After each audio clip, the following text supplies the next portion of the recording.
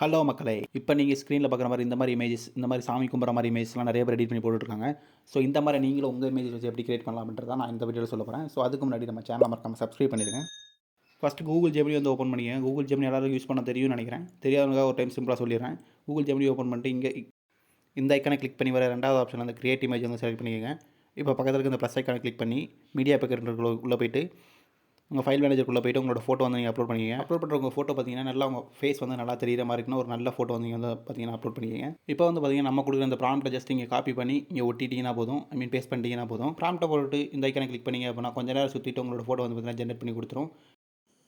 இந்தளவுக்கு சூப்பராக பார்த்தீங்கன்னா ரெடி பண்ணி கொடுத்துரும். ஸோ இந்த ஃபோட்டோ மேலே ஒரு கிளிக் பண்ணி டவுன்லோட் பண்ணி யூஸ் பண்ணிக்கோங்க.